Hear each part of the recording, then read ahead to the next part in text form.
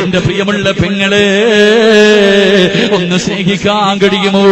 രാവിലെ മുതൽ വൈകുന്നേരം വരെ കഷ്ടപ്പെട്ട് രക്തം വിയർപ്പാക്കി ജോലി ചെയ്തിട്ട് വൈകുന്നേര സമയത്ത് വിയർത്തൊലിച്ച് തളർന്ന ശരീരവുമായി വീട്ടിലേക്ക് കയറി വരുന്ന പ്രിയപ്പെട്ട ഭർത്താവുണ്ടല്ലോ, ആ മനുഷ്യരെയും കാത്ത് വീടിന്റെ കവാടത്തിൽ നിൽക്കണം പെണ്ണ്. ഭർത്താവ് കയറി വരുമ്പോ തളർന്ന ശരീരവുമായി കയറി വരുന്ന ഭർത്താവിന് ഇടത് കൈ കൊണ്ട് പിടിച്ച് തന്റെ നെഞ്ചിലേക്ക് ചേർത്ത് വെച്ചിട്ട് തലയിൽ കിടക്കുന്ന ചാലെടുത്ത് ഭർത്താവിന്റെ നെറ്റിത്തടം തുടച്ചു കൊടുത്തിട്ട് പോട്ടേക്കാ, എല്ലാ നമ്മുടെ മക്കൾക്ക് വേണ്ടിയല്ലേ. ഇന്നുവരെ പറഞ്ഞിട്ടുണ്ടോ പെണ്ണ്? ഇന്നുവരെ പറഞ്ഞിട്ടുണ്ടോ പെണ്ണ്? ഒരിക്കലെങ്കിലും ഒരു ദിവസമെങ്കിലും ഒന്ന് പറഞ്ഞു നോക്കണം പൊന്നുമോള്. വൈകുന്നേരം ജോലി കഴിഞ്ഞ് വീട്ടിലേക്ക് തളർന്ന ശരീരവുമായി കടന്നു വരുന്ന ഭർത്താവിന് കെട്ടിപ്പിടിച്ചൊരു ചുടുചുംബനം കൊടുത്തിട്ട് പോട്ടയിക്ക എന്ന് ജീവിതത്തിൽ ഒരിക്കലൊന്ന് പറയണം മോളെ. അത് പറയുന്ന സമയത്ത് നിന്റെ ഭർത്താവിന്റെ മുഖത്തൊന്ന് നോക്കണം. എന്തൊരു സമാധാനമെന്നറിയുവോ, എന്തൊരു സന്തോഷമെന്നറിയുവോ. പാതിരാത്രി ഒരുമിച്ച് കൂടിയ പ്രിയമുള്ള ചെറുപ്പക്കാരോട്, പൊന്നുമോനെ, ഇന്നെങ്ങാണം നീ മരിച്ചുപോയാ, ഇന്ന് രാത്രി നീ അങ്ങ് മരിച്ചുപോയാ, പടച്ചവനെ, നാളെ ദുഹറിന്റെ സമയത്ത് ഇവിടത്തെ പള്ളിയിൽ നിന്നെ കൊണ്ട് കബറടക്കുമല്ലോ. നിന്റെ പ്രിയപ്പെട്ട ഭാര്യ നാളെ മുതൽ യുദ്ധയിരിക്കുകയാണ്. 4 മാസവും 10 ദിവസവും യുദ്ധയിരിക്കുകയാ. ഇദ്ദേഹക്കെ പണ്ടായിരുന്നു ചെറുപ്പക്കാരോ. പെണ്ണുങ്ങള് 4 മാസവും 10 ദിവസവും പടച്ചവരെ ഭർത്താവിന്റെ സ്മരണയിൽ കഴിഞ്ഞുകൂടിയിരുന്ന കാലമൊക്കെ മാറിപോരു. അവൾ 1 മാസം വീടിനകത്തിരിക്കുകയാണ്. അത് കഴിയുമ്പോ ബോറടിക്കുമ്പോ മൊബൈലെടുത്ത് വാട്സപ്പും ഫേസ്ബുക്കിലും കയറുകയാ. 2 മാസം കഴിഞ്ഞു, അതും ബോറടിച്ചു. വീടിന്റെ കവാടത്തിൽ, വീടിന്റെ വരാന്തയിൽ വെച്ചിരിക്കുന്ന, ഹാളിൽ വെച്ചിരിക്കുന്ന ടിവിയുടെ മുന്നിൽ നിന്റെ ഭാര്യ ഇറങ്ങുകയാ.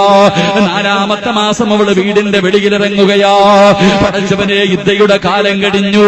ആ സമയത്ത് കുടുംബക്കാര് വന്നിട്ട് പറയുന്നു, പെണ്ണ്, ഒരു നല്ല വിവാഹാലോചന വന്നിട്ടുണ്ട്. എന്തു പറയും ചെറുപ്പക്കാരോ? ഒരു സ്നേഹനിധിയായ ഭർത്താവിനെ ആത്മാർത്ഥമായി സ്നേഹിക്കുന്ന പെണ്ണാണെങ്കിൽ അവൾക്ക് 25 വയസ്സാകട്ടെ, 30 വയസ്സാകട്ടെ, ചെറിയ പ്രായമാണെങ്കിലും അവര് കുടുംബക്കാരോട് പറയും, നിങ്ങളെങ്ങനെ പറയല്ലോ വാപ്പാ, മറ്റൊരു വിവാഹത്തെ കുറിച്ച് നിങ്ങൾ എന്നോട് പറയല്ലേ. എന്റെ ഇക്കയുടെ സ്ഥാനത്ത് മറ്റൊരു പുരുഷനെ കാണാൻ, എന്റെ ഭർത്താവിന്റെ സ്ഥാനത്ത് ഇനി മരിക്കുവോളം ഒരു മനുഷ്യനെ കാണാൻ എനിക്ക് കഴിയില്ല. അള്ളാഹു എനിക്ക് ഇത്രയേ വിധിച്ചിട്ടുള്ളൂ.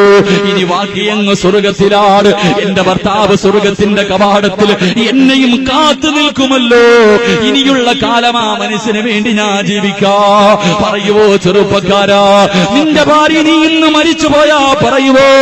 എന്റെ പെങ്ങളോട് ചോദിക്കട്ടെ, നിന്റെ ഭർത്താവ് പറയുമോ മോള്, നീ മരിച്ചല്ലാഹുവേ, അല്ലാഹുവേ, 10, 20, 30 ദിവസം കഴിയുമ്പോ ഭർത്താവിന്റെ ചാരത്ത് കൂട്ടുകാരൻ വന്നിട്ട് പറയും, എടാ, ഒരു നല്ല പെണ്ണുണ്ടടാ, 1ാമത്തെ വിവാഹം ആലോചിക്കട്ടെ.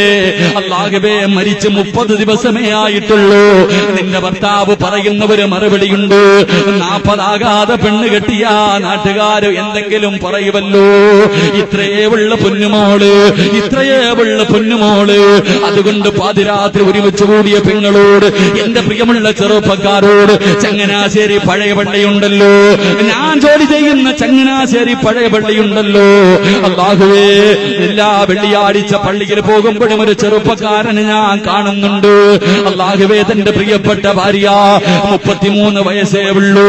പടച്ചവനെ, മഞ്ഞപ്പിത്തം കരളിൽ ബാധിച്ചിട്ട് അല്ലാഹുവേ 7 മാസം ഗർഭിണിയായിരുന്ന പെങ്ങള് ഒരു വെള്ളിയാഴ്ച രാവിലെ മരണപ്പെടുകയാണ്. ആ പെണ്ണിന്റെ മയ്യത്ത് കൊണ്ട് കബറടക്കിയിട്ടുണ്ട്. അല്ലാഹുവേ, ഭർത്താവ് പള്ളിയിൽ 5 നേരം നിസ്കരിക്കാൻ വന്നിട്ട് പിരിഞ്ഞു പോകുമ്പോഴും എന്റെ പ്രിയപ്പെട്ട ഭാര്യയുടെ കബറിന്റെ ചാരത്ത് നിന്ന് ദുആ ചെയ്തിട്ടാ പോകുന്നത്. എന്റെ പ്രിയമുള്ളവരെ, ദുആ ചെയ്തിട്ടാ പോകുന്നത്.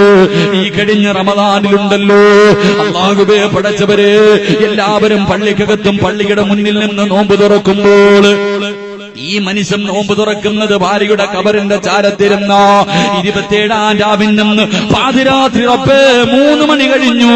അല്ലാഹുവേ, പള്ളിക്കാട്ടിലൊരു തൊപ്പി കാണുകയാ. പള്ളിക്കാട്ടിലൊരു വെള്ളത്തൊപ്പി കണ്ടു.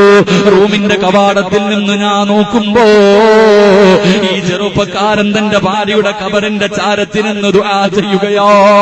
എന്റെ പ്രിയമുള്ളവരെ, 3 വയസ്സുള്ളവര് പൊന്നുമോനുണ്ട്, 3 വയസ്സുള്ളവര് പൊന്നുമോനുണ്ട്.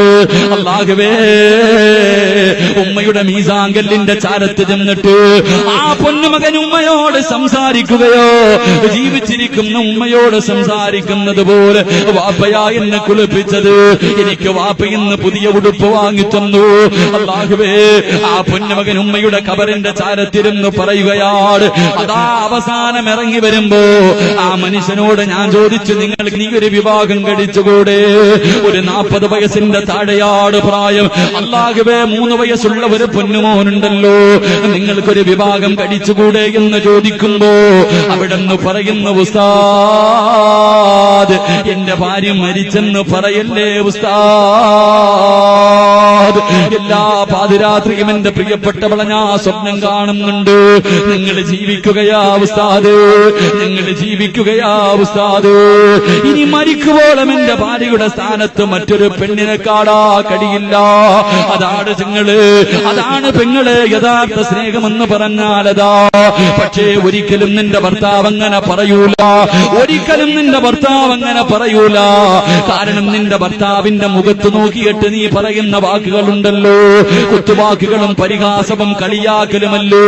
ചില പെണ്ണുങ്ങൾ ഭർത്താവിന്റെ മുഖത്ത് നോക്കിയിട്ട് പറയും, നിങ്ങൾ എന്റെ ജീവിതം തുലച്ചു, എന്റെ ജീവിതം തുലച്ചത് നിങ്ങളാണെന്ന് ഭർത്താവിന്റെ മുഖത്ത് നോക്കിയിട്ട് പറയുന്നു. പെണ്ണ്, എങ്ങനെ കഴിയുന്നു പൊന്നുമോള്, എങ്ങനെ കഴിയുന്നു പൊന്നുമോള്? നിനക്കൊരു ജീവിതം തന്നവന്റെ മുഖത്ത് നോക്കിയിട്ട് എന്റെ ഭാവി തുലച്ചത് നിങ്ങളാണ്. എന്റെ വീടിന്റെ മുന്നിൽ എത്രയോ കോടീശ്വരന്മാര് വന്ന് കാവലിരുന്നിട്ടുണ്ട്. എല്ലാം തകർത്തല്ലോ, എല്ലാം തകർത്തല്ലോ. നീ അത് പറയുമ്പോ നിന്റെ ഭർത്താവിന്റെ മനസ്സിന്റെ ഉള്ളിലുള്ള വേദന ചിന്തിച്ചിട്ടുണ്ടോ? എന്തേ നീ ഇങ്ങനെ ആകാ കാരണമെന്ത്?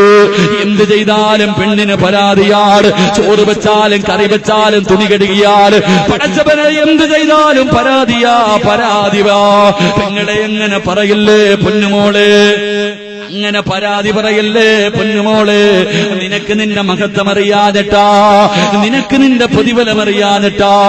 അല്ലാഹുവിന്റെ പ്രവാചകൻ തന്റെ പ്രിയപ്പെട്ട പൊന്നുമോള് ഫാത്തിമ ബീബി റളിയല്ലാഹു തആല അൻഹ എന്റെ പ്രിയമുള്ളവരോട് ഓർമ്മപ്പെടുത്തുകയാ. നിന്റെ ഭാര്യ നിന്നോട് കുത്തുവാക്ക് പറയുമ്പോ, പരിഹസിക്കുമ്പോ, കളിയാക്കുമ്പോ മിണ്ടാതെ നിൽക്കല്ലേ ചെറുപ്പക്കാരാ. പറഞ്ഞു കൊടുക്കാൻ ഒരു കഥ ഞാൻ നിനക്ക് പറഞ്ഞു തരാ. അല്ലാഹുവിന്റെ റസൂലുണ്ടല്ലോ, തന്റെ പ്രിയപ്പെട്ട പൊന്നുമോള് ഫാത്തിമ ബീബി റളിയല്ലാഹു തആല അൻഹ വിവാഹം കഴിഞ്ഞിട്ട് ഒരു ദിവസമുണ്ടല്ലോ, അല്ലാഹുവിന്റെ റസൂൽ തന്റെ പൊന്നുമോളെ കാണാൻ പോവുകയാ. അല്ലാഹുവിന്റെ പ്രവാചകൻ തന്റെ പൊന്നുമോളെ കാണാ വീടിന്റെ വെളിയിൽ ചെന്ന് സലാം പറഞ്ഞു, വീടിന്റെ വെളിയിൽ ചെന്ന് സലാം പറഞ്ഞു. വീടിനകത്തേക്ക് കടന്നു ചൊല്ലുമ്പോ ഫാത്തിമ ബീബി റളിയല്ലാഹു തആല അൻഹ ആട്ടുകല്ലിന്റെ ചുവട്ടിലിരുന്ന് ഗോതമ്പ് പൊടിച്ചുകൊണ്ടിരിക്കുകയാ. ആട്ടുകല്ലിന്റെ ചുവട്ടിലിരുന്ന് ഗോതമ്പ് പൊടിച്ചുകൊണ്ടിരിക്കുകയാ. അല്ലാഹുവിന്റെ റസൂൽ ചോദിക്കുന്നു, മോളെ ഫാത്തിമ, എന്തുണ്ട് പൊന്നുമോള്, വിശേഷമെന്തെന്ന് ചോദിക്കുമ്പോ റസൂലുള്ളാഹിയുടെ പൊന്നുമോള് കല്ലിന്റെ ചുവട്ടിലിരുന്ന് കരയുകയാണ്. തന്റെ പൊന്നുമോള് കരയുന്നത് കണ്ടപ്പോ അല്ലാഹുവിന്റെ റസൂൽ അടുത്ത് ചെന്നിട്ട് ചോദിക്കുന്നു, മാ തബ്കീകി യാ ഫാത്തിമ, ഉപ്പയുടെ പൊന്നുമോൾ എന്തിനാ കരയുന്നത്? അല്ലാഹുവിന്റെ പ്രവാചകൻ തന്റെ കരളിന്റെ കഷ്ടമായ തന്റെ പ്രിയപ്പെട്ട പൊന്നുമകളോട് ചോദിക്കുമ്പോ ഫാത്തിമ ബീവി റളിയല്ലാഹു തആല അൻഹ രണ്ട് കൈയും എടുത്തിട്ട് ഇങ്ങനെ കാണിക്കുകയാ. അല്ലാഹുവിന്റെ പ്രവാചകന്റെ മുന്നിലേക്ക് രണ്ട് കൈയും എടുത്ത് നീട്ടിക്കൊടുത്തിട്ട് പറയുന്നു, വാപ്പാ, ഈ അടുക്കളക്കകത്ത് കിടന്ന് ജോലി ചെയ്തിട്ട് ഈ കല്ല് പിടിച്ചിട്ട് എന്റെ കൈ പൊട്ടിയിട്ട് രക്തം വരുന്നു വാപ്പാ. അല്ലാഹുവിന്റെ പ്രവാചകന്റെ പ്രിയപ്പെട്ട പൊന്നുമോള് രണ്ട് കൈയും കാണിച്ചിട്ട് വാപ്പയോട് പരാതി പറഞ്ഞപ്പോ അല്ലാഹുവിന്റെ റസൂല് പറഞ്ഞ മറുപടി എന്തെന്നറിയുമോ? അല്ലാഹുവിന്റെ റസൂല് പറഞ്ഞ മറുപടി എന്തെന്നറിയുമോ? പാതിരാത്രി ഒരുമിച്ച് കൂടി എന്റെ പ്രിയമുള്ള പെങ്ങള് പഠിക്കടേ പൊന്നുമോള്, ഒരു ചെവിയിലൂടെ കേട്ടിട്ട് മറു ചെവിയിലൂടെ കളയല്ലേ. ഭർത്താവിന്റെ വീട്ടിൽ കിടന്ന് തമ്മിലടിയുണ്ടാക്കി വാശി കാണിച്ചിട്ട് വീട്ടിൽ വന്ന് നിൽക്കുന്ന പ്രിയപ്പെട്ട പങ്കള് അടുത്തു പിടിച്ചിരുത്തിട്ട് പറഞ്ഞു കൊടുത്തിട്ട് തിരിച്ചു പറഞ്ഞു വിടണം പൊന്നുമോള്.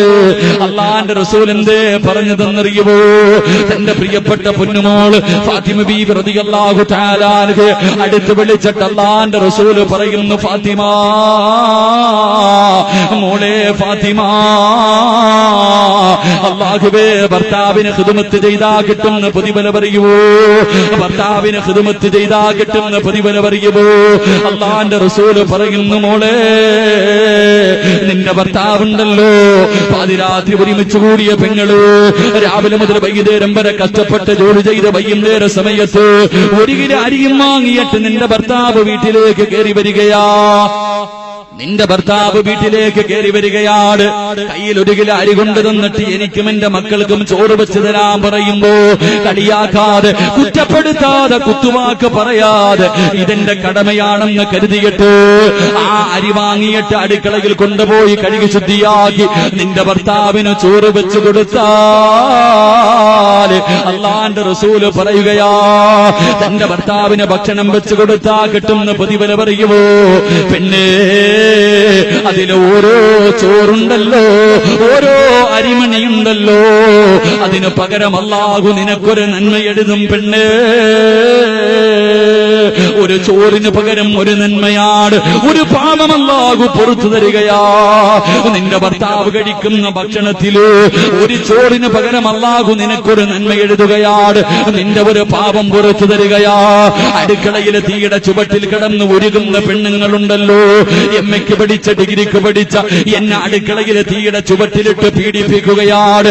എന്റെ സൗന്ദര്യം മുഴുവനും ഈ അടുപ്പിന്റെ ചുവട്ടിൽ കിടന്ന് നഷ്ടപ്പെട്ടെന്ന് ഭർത്താവിനോട് പറഞ്ഞു മനസ്സ് വേദനിപ്പിക്കുന്ന പെണ്ണേ, വെറുതെയല്ല പൊന്നുമോള്, വെറുതെയല്ല പൊന്നുമോള്. അള്ളാന്റെ റസൂല് പറയുകയാ, ഭർത്താവിനും മക്കൾക്കും ഭക്ഷണം വെക്കുന്ന സമയത്ത് അടുക്കളയിലെ തീയുടെ ചുവട്ടിൽ നിന്ന് ഉരുകുമ്പോ നിന്റെ ശരീരം വിയർക്കുമല്ലോ, നിന്റെ ശരീരം വിയർക്കുമല്ലോ. വിയർപ്പ് തുടയ്ക്കല്ലേ പെണ്ണ്, വിയർപ്പ് തുടച്ച് കളയല്ലേ പെണ്ണ്. അള്ളാന്റെ റസൂല് പറയുകയാ, അടുക്കളയിൽ ഭർത്താവിന് ജോലി ചെയ്യുന്ന സമയത്ത് തീയുടെ ചുവട്ടിൽ നിന്നുകൊണ്ട് ഒരു പെണ്ണിന്റെ ശരീരം വിയർത്ത് ഒരു തുള്ളി വിയർപ്പങ്ങാടെ താഴെ വീടാ, നരകം നിനക്ക് ഹറാമാ പെണ്ണ്. നരകത്തിന്റെ തീ നിന്നെ തൊടൂല. അള്ളാന്റെ റസൂല് പറയുന്നു, ഫാത്തിമ ആ പെണ്ണിന്റെയും നരകത്തിന്റെയും ഇടയില് മലക്കുകൾ 7 കിടങ്ങ് കുടിക്കും. ഫാത്തിമ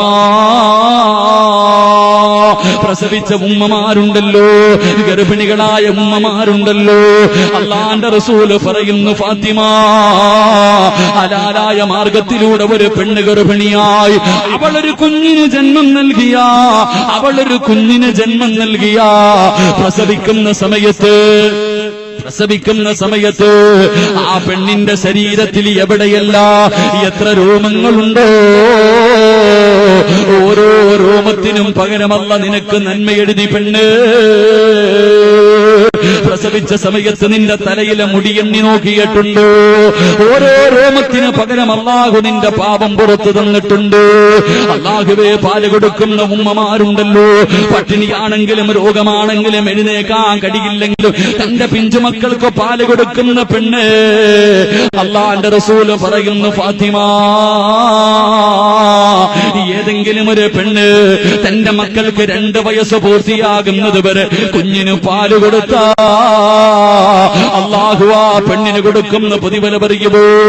2 വയസ്സ് പൂർത്തിയാകുന്നത് വരെ മക്കൾക്ക് പാല് കൊടുക്കുന്ന ഉമ്മയ്ക്ക് അല്ലാഹു കൊടുക്കുന്ന പ്രതിഫലം എന്തെന്നറിയുമോ? 1000 സുഹദാക്കളുടെ പ്രതിഫലമാണ്. 1000 സുഹദാക്കളുടെ പ്രതിഫലം. ബദറിലും ഉഹദിലും ഹന്തക്കിലും ഖൈബറിലും തബൂക്കിലും യർമൂക്കിലും പടച്ചവന്റെ ദീനിന് വേണ്ടി പോരാടിയ സുഹദാക്കളുണ്ടല്ലോ, ബദരീങ്ങളുണ്ടല്ലോ, കയ്യും കണ്ണും തലച്ചോറും പടച്ചവന്റെ ദീനിന് വേണ്ടി കൊടുത്ത ഹംസ റളിയല്ലാഹു തആല അൻഹുവിനെ പോലെ 1000 സുഹദാക്കളുടെ പ്രതിഫലമാണ്. മക്കൾക്ക് 2 വയസ്സ് പൂർത്തിയാകുന്നത് വരെ പാല് കൊടുക്കുന്ന പെണ്ണിന് കിട്ടുമെന്ന് അല്ലാഹുവിന്റെ പ്രവാചകന് പറഞ്ഞു തരുമ്പോ പാതിരാത്രി ഒരുമിച്ച് കൂടിയ പെങ്ങള് ഭർത്താവിന്റെ തുണി കഴുകാൻ മടിയാ, ഭർത്താവിന്റെ വിയർപ്പ് കഴുകാൻ നിനക്ക് മടിയാണല്ലോ. അല്ലാഹുവിന്റെ റസൂല് പറയുകയാ, ഭർത്താവിന്റെ ഒരു ജോഡി വസ്ത്രം കഴുകി കൊടുത്താൽ, ഭർത്താവിന്റെ ഒരു ജോഡി വസ്ത്രം ഏതെങ്കിലും ഒരു പെണ്ണ് കഴുകി കൊടുത്താ അല്ലാഹു അവൾക്ക് കൊടുക്കും കൊടുക്കുന്ന പ്രതിഫലം എന്തെന്നറിയുവോ? 100 പാവപ്പെട്ടവർക്ക് ഒരു നേരത്തെ ഭക്ഷണം കൊടുത്ത പ്രതിഫലം അവൾക്ക് എഴുതുമെന്ന് നബി മുഹമ്മദ് മുസ്തഫ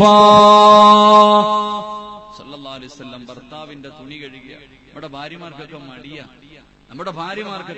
അള്ളാന്റെ റസൂല് പറയുന്നു, ഭർത്താവിന്റെ ഒരു ജോഡി വസ്ത്രം കഴുകി കൊടുക്കുന്ന